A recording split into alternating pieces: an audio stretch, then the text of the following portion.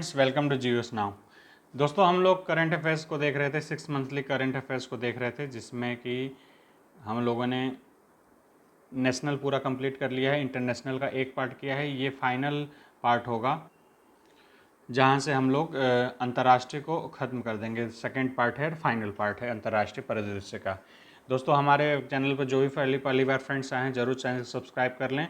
और पेड तैयारी के लिए वीडियो बनाया जा रहा है, पेड के लिए करंट अफेयर्स सेक्शन से जो भी क्वेश्चन आ सकते हैं, उसकी संभावित स्थिति को देखते हुए मोस्ट इंपॉर्टेंट जो टॉपिक्स हैं करंट अफेयर्स के लास्ट 6 मंथ के, उसको हम लोग कवर कर रहे हैं। ठीक है। और इसके अलावा अब जल्द ही शुरू होने वाला है आर के लिए भी शुरू होगा, कोर्स शुरू होगा। उसके अलावा फ्री टेस्ट सीरीज़ भी शुरू हो किया जाएगा। तो इसके लिए आप टेलीग्राम चैनल से हमारे ज़रूर जुड़े रहें। चलिए शुरू करते हैं।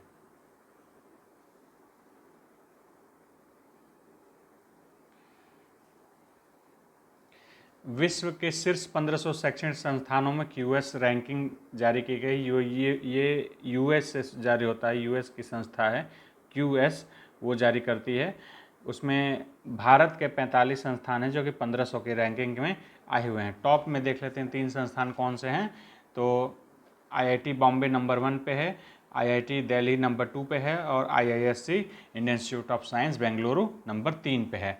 ये ध्यान रखने वाली बात है कि आईआईएससी हमेशा नंबर 1 पे रहता है। जो इंडियन रैंकिंग का वो निर्फ का है,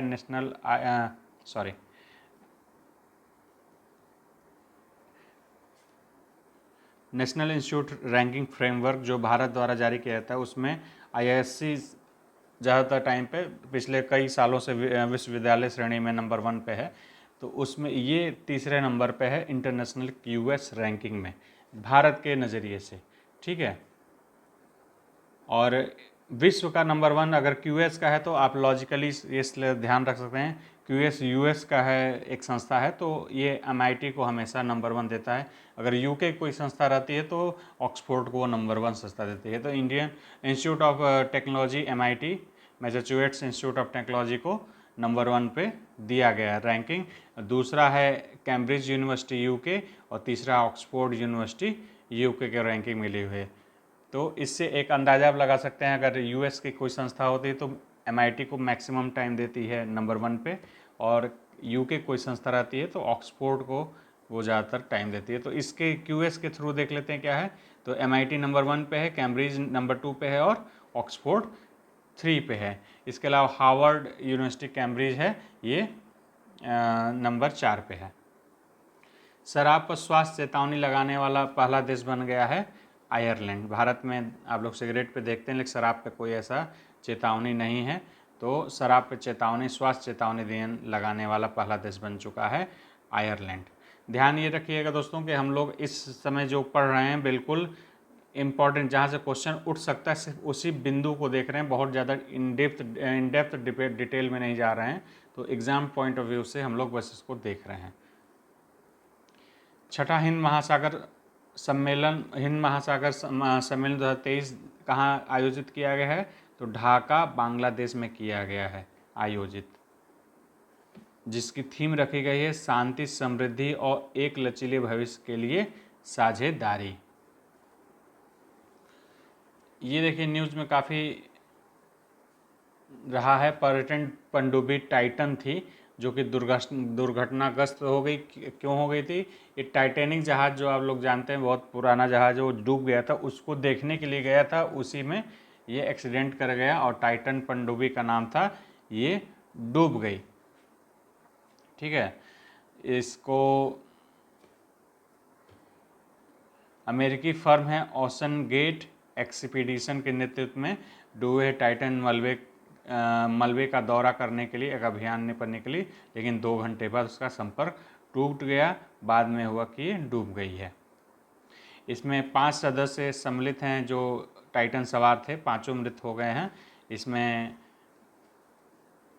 स्कॉटन रश, ब्रिटिश सरपति एक हैं हमिश हार्डिंग, और फ्रांसीसी गोताखोर थे पॉल हेनरी नार्जियोलेट, और पाकिस्तान व्यवसायी हैं शहजादा दाऊद, उनके बेटे थे सुलेमान। इन 5 लोगों की मृत्यु हो गई है। पीएम मोदी अमेरिका की ऑफिशियल यात्रा पे थे आधिकारिक यात्रा थी, पहले ध्यान रखिएगा। आधिकारिक मतलब राजकीय यात्रा थी। राजकीय यात्रा वो होती है जिसमें अमेरिका की तरफ से होता है कि अमेरिका अगर इनवाइट करता है किसी को, किसी देश को, तो अगर वो जाता है तो उसको राजकीय यात्रा के तौर पे देखा जाता है। तो इससे पहले मनमोहन सिंह गए थे राजकीय यात्रा पे, ये दूसरी बार राजकीय यात्रा कोई पीएम कर रहा है अमेरिका का। ठीक है, यह मोदी की, यह उनकी अमेरिका की पहली राजकीय यात्रा थी। जैसे मैंने बताया, अगर अमेरिका इनवाइट किया है किसी देश को तो उसको राजकीय यात्रा का दर्जा देता है, और उसके सारे खर्चे भी अमेरिका खुद उठाता है। जो राष्ट्रपति जो बाइडेन व प्रथम महिला डॉक्टर जिल बाइडेन के निमंत्रण पर संपन्न की गई। पीएम मोदी दूसरे प्रधानमंत्री हैं। इससे पहले 2009 में तत्कालीन प्रधानमंत्री श्री मनमोहन सिंह ने राजकीय यात्रा की थी। अमेरिकी राष्ट्रपति के स्वयं के निमंत्रण पर किसी शासन प्रमुख द्वारा संपन्न की यात्रा को ही राजकीय स्टेट विजिट का दर्जा वहां दिया जाता है। ठीक है, इसका सारा मेजबान जैसे मैंने बताया वो स्वयं करता है, वहन करता है। प्रधानमंत्री मोदी 21 जून को राष्ट्रीय योग दिवस में भी पहुंचे थे और वहाँ के बड़े बड़े उद्योगों के सीईओ से भी मिले थे। इसमें इम्पॉर्टेंट ये है कि आर्टेमिस, भारत अंतरिक्ष क्षेत्र में सहयोग के लिए भारत ने नासा के आर्टेमिस समझौते में शामिल होने की घोषणा की है। इसके साथ ही नासा व इसरो ने 2024 में अंतर्राष्ट्रीय अंतरिक्ष स्टेशन के लिए संयुक्त मिशन भेजने का निर्णय लिया है। आर्टेमिस समझौते में शामिल होने वाला भारत 27वां देश है। इसके अलावा वाशिंगटन में राष्ट्रीय विज्ञान केंद्र में भारत और यूएस भविष्य के लिए कौशल विकास विषय पर केंद्रित एक कार्यक्रम में प्रथम महिला यानी कि राष्ट्रपति की पत्नी जिल बाइडेन के साथ श्री नरेंद्र मोदी शामिल हुए थे। इसके अलावा उसी दिन वाशिंगटन में अमेरिकी कांग्रेस, जिसको कांग्रेस यानी कि जैसे भारत का यहाँ पे संसद कहते हैं, उसी तरह उस वहाँ के पार्लियामेंट को कांग्रेस कहा जाता है। तो अमेरिकी कांग्रेस के संयुक्त सत्र को पीएम मोदी ने संबोधित किया था। इस प्रकार अमेरिकी संसद को 2 बार संबोधित करने वाले प्रथम भारतीय नेता वो बन चुके हैं। तो इससे एक सिंपल छोटा सा क्वेश्चन जरूर बन सकता है कि अमेरिकी पार्लियामेंट को क्या कहा जाता है, तो कांग्रेस कहा जाता है। इसके बाद मोदी का यात्रा था 24 से 25 जून के लिए मिस्र के लिए। और मिस्र की राजधानी क्या है? काहिरा, ये ध्यान रखिएगा। यहाँ से भी एक छोटा सा क्वेश्चन बन सकता है। वहाँ के राष्ट्रपति कौन है? अब्देल फत्ताह अल सीसी, इनका नाम याद रखिएगा। क्वेश्चन यहाँ से भी बन सकता है कि मैच कराइए फिर यहाँ के राष्ट्रपति या प्रधानमंत्री को दे दे कि क्या है उसमें 2-4 लोगों का, देशों का नाम याद रख लीजिए जिससे जो इस समय न्यूज़ में है, जैसे ऑस्ट्रेलिया, जापान के, ईरान के और ये मिस्र के, मतलब इन लोगों का ध्यान रखिए। याद करने का मतलब ध्यान रखिए, पूछा जा सकता है इससे क्वेश्चन। भारतीय प्रधानमंत्री श्री नरेंद्र मोदी मिस्र के सर्वोच्च नागरिक सम्मान ऑर्डर ऑफ द नाइल से सम्मानित किया गया है। देखिए दूसरा जगह भी है जहाँ पे किसी देश का सर्वोच्च सम्मान मिला है मोदी को, तो ये भी ध्यान रखिएगा कहाँ कहाँ से सर्वोच्च सम्मान मिला। पहले पार्ट वाले में मैंने बताया था एक, और ये दूसरा ध्यान रखिएगा। इसी प्रकार देखिए नया टॉपिक है, यूएन का जो सिक्योरिटी काउंसिल है, सुरक्षा परिषद है, उसमें नए अस्थायी सदस्य फिर से जुड़ गए। हमेशा रोटेट होता रहता है, 2 वर्ष की टाइम लिमिट के लिए होता है। तो अल्जीरिया, सीरा लियोन, साउथ कोरिया, गुआना और स्लोवेनिया को चुना गया है इसके लिए। इससे पहले भारत भी रहा है। देखिए ये अच्छा है, इससे क्वेश्चन आ सकता है। स्विट्जरलैंड स्थित international institute for management and development IMD द्वारा विश्व प्रतिस्पर्धा सूचकांक 2023 जारी किया गया है। इसमें पहला जहाँ पे डेनमार्क शीर्ष पे है, ठीक है, और वेनेजुएला की रैंकिंग सबसे अंतिम में आती है। भारत का जो है रैंकिंग वो 40वां है। तो सबसे अंतिम कौन है? 64वें नंबर पे वेनेजुएला, और भारत की रैंकिंग जो है 40 पे है। वॉक फ्री फाउंडेशन द्वारा वैश्विक दास्ता सूचकांक द ग्लोबल स्लेवरी इंडेक्स 2023 को जारी किया गया। इस रिपोर्ट के अनुसार 50 मिलियन प्रभावित लोगों में जो 50 मिलियन लोग किसी न किसी तरह के दास्ता गुलामी के शिकार हैं विश्व भर में, तो उसमें से 28 मिलियन बालात श्रम के या और 22 मिलियन लोग करीब जबरन विवाह का सामना कर रहे हैं तथा 1.2 करोड़ जिसमें से बच्चे हैं, जबरदस्ती शादी कर देना। किसी न किसी रूप में दास्ता का जो सबसे अधिक प्रसार रहा है तो उसमें सबसे नंबर 1 पे नॉर्थ कोरिया है। वहाँ पे सबसे ज़्यादा दास्ता का कोई ना कोई रूप उसमें मतलब ऐसा नहीं कि सिर्फ विवाह या फिर बलात्कार श्रम हो वो करें, बहुत सारे एस्पेक्ट होते हैं, उसमें सबसे ज़्यादा साउथ कोरिया को शीर्ष स्थान मिला, सबसे ज़्यादा दास्ता युक्त देश कहा जा सकता है। वहीं सबसे कम या मुक्त देश कहा जाएगा स्विट्जरलैंड को। सीप्री रिपोर्ट देखिए बहुत इम्पॉर्टेंट है, इंटरनेशनल लेवल की अच्छी संस्था, बड़ी संस्था है। तो इसका फुल फॉर्म पहले देख लें, Stockholm International Peace Research Institute यानी कि सीप्री का रिपोर्ट आया, हथियारों और जंग के लिए अपना रिपोर्ट देता है। तो सीप्री रिपोर्ट है 2023 के लिए, परमाणु हथियारों के संबंध में रिपोर्ट है। पूरे विश्व में लगभग 12,512 परमाणु होता है। सबसे ज़्यादा भंडार चीन के पास है। ये संभवतः इस साल का बता रहा होगा क्योंकि सबसे ज़्यादा हथियार अमेरिका के पास होने चाहिए। जी ठीक है। सबसे ज़्यादा वर्तमान में रूस के पास हैं, उसके बाद अमेरिका के पास हैं और तीसरे नंबर पे चीन के पास हैं। तो यहाँ पे कुछ साल वाइज लिखा है, शायद इसलिए ऐसे लिखा हुआ है। तो सबसे पहले आप ध्यान रखिएगा, सबसे ज़्यादा परमाणु हथियार किसके पास हैं, तो रसिया के पास हैं, दूसरे नंबर पे यूएसए के पास हैं और तीसरे नंबर पे चाइना के पास हैं। परमाणु शक्ति संपन्न 9 देश हैं टोटल इस समय, ठीक है। अपने इसमें देश कौन कौन से, USA, Russia, UK, France, China, India, Pakistan, North Korea और इजराइल। 9 देश इस समय परमाणु शक्ति संपन्न देश हैं। कम्युनिटी स्पिरिट इंडेक्स आया हुआ है, सामुदायिक भावना का इंडेक्स, बहुत इंपॉर्टेंट नहीं है फिर भी देख लेते हैं। भारत की राजधानी दिल्ली और मुंबई विश्व के सबसे अमित्र देशों में से शामिल हैं और सबसे ज़्यादा मित्रवत देशों में है टोरंटो। और सबसे अमित्र कोई देश कहा जाएगा तो घाना है। भारत भी अमित्र देशों के शहरों के रूप में दिल्ली और मुंबई को रखा गया है।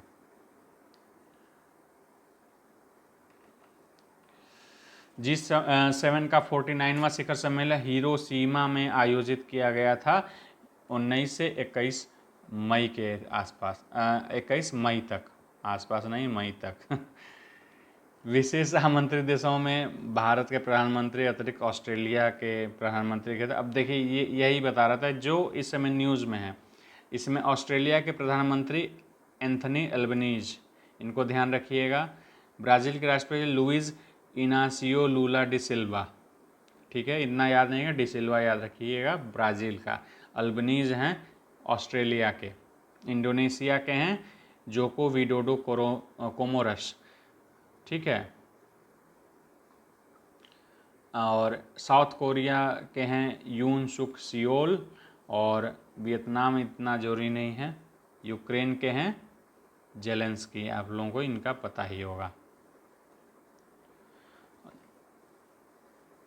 जापान में क्वाड शिखर सम्मेलन जब हुआ था, जापान में हिरोशिमा G7 सम्मेलन चला था, वहीं पे क्वाड सम्मेलन भी कर लिया है। क्वाड यानी होता है चतुर्भुज या फिर चार कोना, चार पार्ट मान सकते हैं, चार मतलब क्वाड मतलब 4।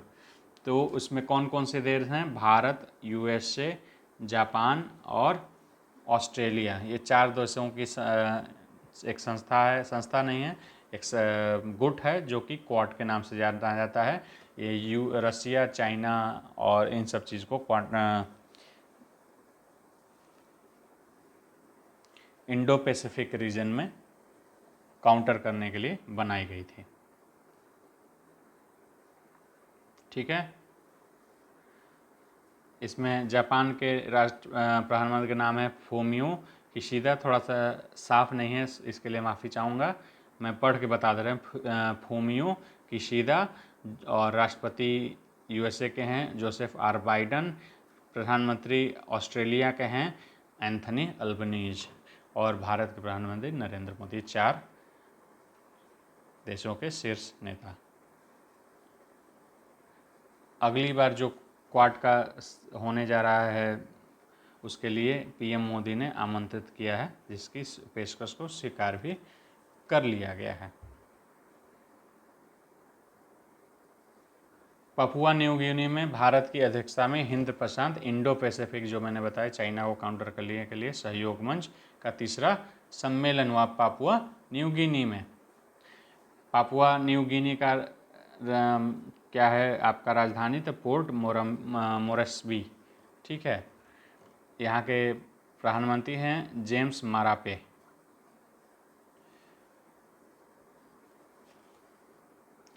इंडो पैसिफिक जो रीजन है उसमें 14 द्वीपीय देश शामिल हैं टोटल, इसको ध्यान रखिएगा। और ये पूरा कार्यक्रम जो राजधानी पोर्ट मोरेस्बी में है, हिंद प्रशांत हिंद द्वीप समूह सहयोग मंच forum for Indian Pacific island cooperation की तीसरी शिखर सम्मेलन का बैठक मेजबानी की गई और आयोजन किया गया। और यहाँ पे मोदी को सर्वोच्च देश का सम्मान पपुआ न्यू गिनी की ओर से grand companion of the order of लोगोहू, जैसे मैंने अभी बताया मिस्र का, ये और भी एक पिछला मैंने वीडियो बताया उसमें ध्यान देख लीजिएगा। इसमें से एक ज़रूर पूछना चाहिए, मुझे लगता है एक प्रश्न आना चाहिए। सम्मानित किया गया। इसी समय फिजी का भी सर्वोच्च सम्मान फिजी के राष्ट्रपति प्रधानमंत्री सित्तिविनी राबुका ने उन्हें प्रदान किया। वर्ल्ड प्रेस फ्रीडम इंडेक्स को देख लेते हैं, काफ़ी इस समय न्यूज़ में चल रहा था। रिपोर्टर्स विदाउट बॉर्डर्स संस्था है फ्रांस की गैर सरकारी संगठन है, जो कि इसको हर साल निकालता है, जो किसी भी देश में प्रेस की स्वतंत्रता को आंकता है। तो वर्ल्ड प्रेस फ्रीडम इंडेक्स में भारत का, पहले विश्व का देख लेते हैं, सबसे ऊपर कौन है, नॉर्वे। नॉर्वे नंबर 1 पे है। ठीक है, और नॉर्वे को आप लोग ध्यान रखिएगा। और किस लिए न्यूज़ में है आप पता करिए। चलिए आगे देख लेते हैं। सबसे निम्नतम स्तर पे है नॉर्थ कोरिया, 180वां रैंक है। ठीक है, जस्ट इसके नीचे चीन है, ध्यान रखिएगा 179 पे चीन है। अब भारत की रैंकिंग भी बहुत अच्छी नहीं है, 161 है, जो लगातार पिछले 1-2 सालों में गिरता ही जा रहा है। और इसकी जो पॉइंट है 36.62 है। अगर 40 के नीचे इसका जो है प्रेस की अति गंभीर वेरी सीरियस स्थिति को देखने के लिए इसको डिनोट किया गया भारत में। फिनलैंड बना नाटो का 31वां नया सदस्य। ये भी स्कैंडिनेवियन कंट्री है, आप लोग जानते हैं। नॉर्वे है, फिर स्वीडन है और फिर फिनलैंड है। मैप में देखिएगा तो ये काफ़ी समय अभी तक समर्थन नहीं कर रहा था कि नाटो में जाएगा, लेकिन यूक्रेन युद्ध की स्थिति को देखते हुए ये भी नाटो में सम्मिलित हो गया। जो अभी तक मना कर रहा था, नाटो में सम्मिलित होना नहीं चाह रहा था, लेकिन यूक्रेन के साथ स्थिति को देखते हुए ये सम्मिलित हो गया है, जो रूस के लिए काफ़ी बुरा माना जा, रूस के लिए एक झटका के तौर पे देखा जा रहा है। तो ये ध्यान रखिएगा, फिनलैंड जो है नाटो का 31वां सदस्य बन गया है। टोटल 31 मेंबर हैं नाटो में। टाइम 100 की सूची में अभिनेता शाहरुख खान को जगह मिली हुई है। टाइम मैगजीन में 2023 के लिए एक 100 पोल से, यानी कि टाइम मैगजीन का पर्सन ऑफ द ईयर या ऐसा कोई लिस्ट नहीं है, पोल के माध्यम से जो सब स्थान मिला हुआ है उसमें पहला स्थान प्राप्त किया है। दूसरे स्थान पे ईरानी महिलाओं का ग्रुप है जिन्होंने हिजाब के खिलाफ प्रदर्शन किया था। इससे पहले आपको याद होगा कि ईरान में काफ़ी हंगामा हुआ था हिजाब को लेकर, और उसमें एक महिला थी जिसका डेथ हो गया था हिजाब को लेके कुछ चेकिंग वेकिंग चक्कर में। उसके बाद वहाँ के महिलाओं ने इसको आगे बढ़ाया, मूवमेंट की तरह चलने लगा, हिजाब मूवमेंट कहा गया। और महिला का नाम ध्यान रखिएगा, मासा अमीनी नाम था, मासा अमीनी, मासा अमीनी, मैं जूम कर दे रहा हूँ आप लोग देख पाएँ, मासा अमीनी नाम था जिनका डेथ हो गया था। तो इस बात को ध्यान रखिए क्योंकि ये काफ़ी न्यूज़ में रही थी महिला उस समय। तो उसको सेकेंड, ईरान की महिलाओं के पूरे ग्रुप को सेकेंड रैंकिंग दी गई है मैगजीन के थ्रू। और तीसरे नंबर पर कोविड के हेल्थ वर्कर जो वर्ल्ड लेवल पे पूरे हैं उनको तीसरी रैंकिंग दी गई है पोलिंग वाले में। दुनिया की पहली तरल हाइड्रोजन लिक्विड हाइड्रोजन संचालित फेरी MF हाइड्रा, जो नॉर्वे की कंपनी है नार्लेड, उसने चलाया है। MF हाइड्रा उसको लॉन्च किया है, फेरी है उसको यूज किया जा रहा है, लॉन्च किया गया है। तो बस इसमें इतना ही, ज़्यादा मत ध्यान दीजिए कि क्या है इसके अलावा। वर्ल्ड हैप्पीनेस रिपोर्ट 2023 संयुक्त राष्ट्र सतत विकास समाधान नेटवर्क के थ्रू दिया गया है, इसको जारी किया गया है। रिपोर्ट के अनुसार फिनलैंड जो है ये भी स्कैंडिनेवियन कंट्री है, लगातार छठे वर्ष दुनिया का सबसे खुशहाल देश बना हुआ है फिनलैंड। तो लगातार 6 साल से नंबर 1 पे ये आ रहा है। भारत की स्थिति क्या है? भारत 126वां रैंक रखता है इस इंडेक्स में, और सबसे कम खुशहाल, दुखी नहीं, सबसे कम खुशहाल देश की श्रेणी में 137वां रैंक रखता है अफगानिस्तान। ठीक है। भूटान को यूनाइटेड नेशन के सबसे कम विकसित लिस्ट डेवलप्ड कंट्री LDC से बाहर कर दिया गया है। ठीक है। ग्रॉस नेशनल हैप्पीनेस इंडेक्स ये भूटान की देन है, तो उसके लिए इसको भूटान को जाना जाता है। ये भी एक ध्यान रखिएगा, इससे भी एक छोटा प्रश्न जरूर बन सकता है GS का। इससे पहले LDC से लिस्ट डेवलप्ड कंट्री की सूची से बांग्लादेश और नेपाल को 2021 में बाहर किया गया था। LDC सूची दुनिया के सबसे गरीब देशों को रखा जाता है। इन देशों में UN की ओर से आर्थिक तकनीकी सहायता, कई प्रकार की मदद दी जाती है। ठीक है।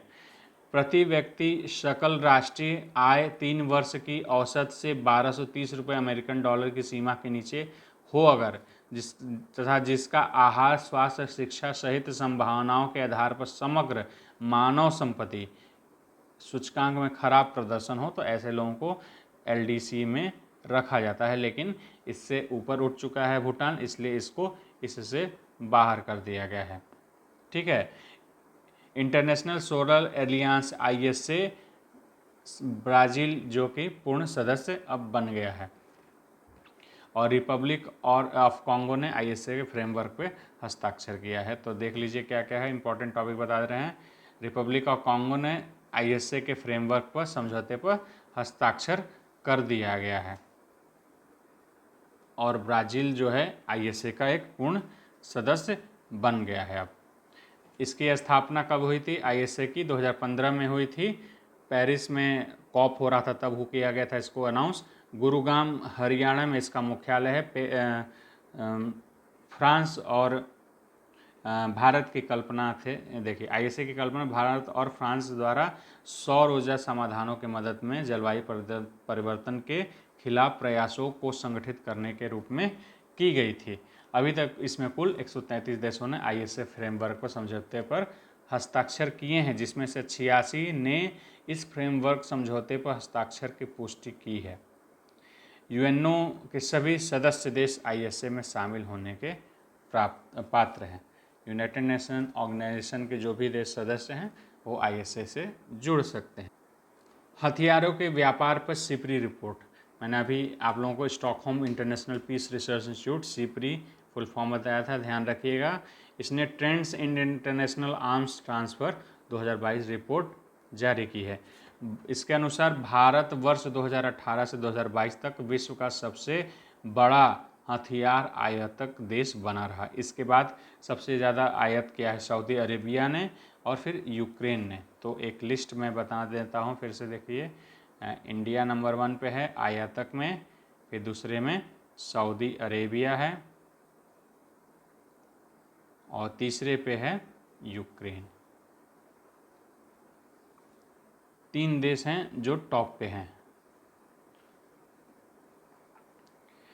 वैश्विक हथियारों के निर्यात में अमेरिकी हिस्सेदारी 40% हो गई है, जबकि रूस की हिस्सेदारी 16% हो गई है, यानी कि घट गई है। अमेरिका का हिस्सेदारी टोटल वर्ल्ड लेवल पे 100%, अगर 100 हथियार बेचे जाते हैं तो उसमें 40 अमेरिका के बेचे जाते हैं, 16 अब रसिया के बेचे जाते हैं, जो पहले ज़्यादा था। फ्रांस की हिस्सेदारी इसमें 11% है। ठीक है, इसी प्रकार जर्मनी 5 चीन 5.2 और जर्मनी 4.2 की हिस्सेदारी रखता है। भारत 2018 से 22 तक विश्व में सबसे बड़ा आयातक था। कुल वैश्विक आयात का अकेले भारत 11% हिस्सा आयात कर रहा था।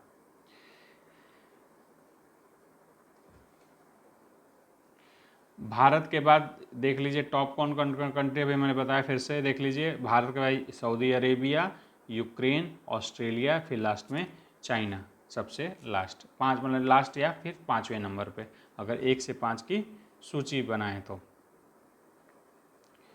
भारत को हथियार कहाँ कहाँ से आते हैं ये इंपॉर्टेंट है। पहले अब तक का ये रहा है कि सबसे ज़्यादा हथियार रसिया से भारत को आते थे, लेकिन अभी भी रसिया से ही आते हैं, लेकिन हिस्सेदारी बहुत कम हो गई है।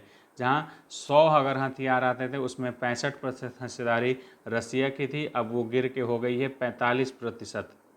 ठीक है, और दूसरे सबसे बड़ा आपूर्तिकर्ता USA हुआ कर, लेकिन अब उसका स्थान ले लिया है फ्रांस ने। राफेल देख रहे हैं, राफेल आ रहा है, बहुत सारे इस समय तोप आ रहे हैं, अलग अलग चीज़ें आ रही हैं, वहाँ से मंगाए जा रहे हैं, तो अचानक फ्रांस उभर के आ गया है ऊपर, और 29% फ्रांस की हिस्सेदारी हो गई है, रसिया की हिस्सेदारी 45% और USA की हिस्सेदारी गिर के हो गई है 11% के आसपास।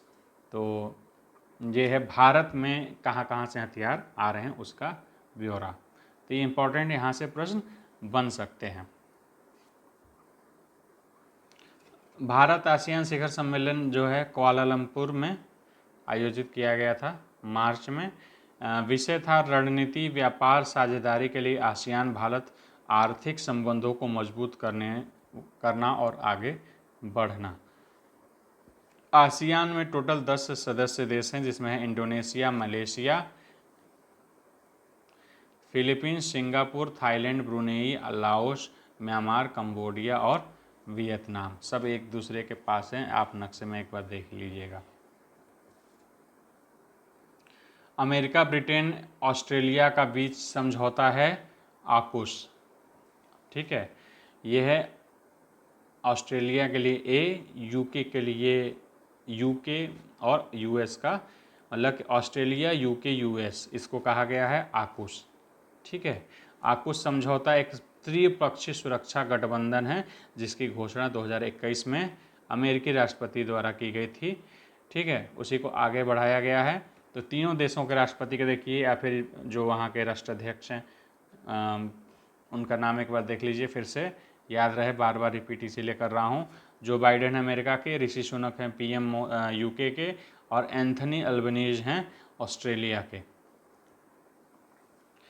आकुश के बैनर तले हुई मीटिंग में 2030 तक ऑस्ट्रेलिया को न्यूक्लियर पावर वाली सबमरीन देने का समझौता हस्ताक्षर हुआ है। ठीक है, इसके अलावा समझौते के तहत ऑस्ट्रेलिया को 3 US Virginia class nuclear powered submarine देगा। आवश्यकता पड़ने पर 2 और सबमरीन अमेरिका आपूर्ति करेगा। ये 2030 के अंत तक यूके को अपनी पहली पनडुब्बी मिलेगी। ऑस्ट्रेलिया को इसे 2040 के प्रारंभ में प्राप्त होगा। तो ये एक पनडुब्बी से रिलेटेड ज़्यादातर इसमें समझौते हुए हैं जो न्यूक्लियर पावर्ड होंगे। ठीक है, और 5 आइज का ये पार्ट है। आकुश जो है ध्यान रखिएगा, आकुश में 3 देश हैं, ऑस्ट्रेलिया और यूके और यूएस, ठीक है। और 5 आइज कहा जाता है, जो कि पूरे विश्व पर निगरानी रखने का काम करते हैं, इनको 5 आइज कहा जाता है। उसमें अब जोड़ लीजिए न्यूजीलैंड और कनाडा को, कनाडा को जोड़ लेंगे तो ये हो जाएगा 5 आइज, इन्हें कहा जाता है। तो इसको ध्यान रखिएगा। इस समय बहुत न्यूज़ में है, रसिया यूक्रेन वॉर के चलते काफ़ी न्यूज़ में बना हुआ है कि 5 आइज का निगरानी कैसे चल रहा है, क्या है। तो 5 आइज कौन है, तो याद रखिएगा ऑस्ट्रेलिया, यूके, यूएस, न्यूजीलैंड और कनाडा मिलके 5 आइज बनते हैं, जो कि आपस में खुफिया जानकारी को साझा करते रहते हैं। टॉम ट्रैफिक इंडेक्स में बेंगलुरु दुनिया का सबसे धीमा शहर, ड्राइविंग वाला शहर घोषित किया गया है। यहाँ ट्रैफिक बहुत ज़्यादा रहने के कारण, ठीक है, किया गया है। रिपोर्ट के अनुसार दुनिया में ड्राइव करने के सबसे धीमा शहर लंदन है, जहाँ 10 किलोमीटर में 36 मिनट लगता है। और बेंगलुरु का है 10 किमी दूरी करने के लिए किसी को आधे घंटे का समय लगता है। तो पहला हो गया लंदन और दूसरा हो गया बेंगलुरु। यहाँ देख लीजिए, पहला लंदन और दूसरा बेंगलुरु। इसके अलावा पुणे भी है, बहुत ज़्यादा इम्पोर्टेंट नहीं है। डेनमार्क CO2 को समुद्र के नीचे दफनाने वाला दुनिया का पहला देश। CO2 का नीचे मतलब कि CO2 को बंद करने के लिए कोशिश कर रहा है, दफना रहा है। यह परियोजना ग्रीन सैंड के उद्घाटन हाल में ही किया गया। इस तरह डेनमार्क विदेशों से आयातित CO2 को समुद्र के अंदर दफनाने वाला दुनिया का पहला देश बन गया है। CO2 कब्रिस्तान, जहां वातावरण को और अधिक गर्म होने से रोकने के लिए कार्बन इंजेक्ट किया जाता है, वो पुराने तेल क्षेत्र में साइट पर है। बस इसमें बहुत ज़्यादा इम्पोर्टेंट नहीं, बस इतना ही है।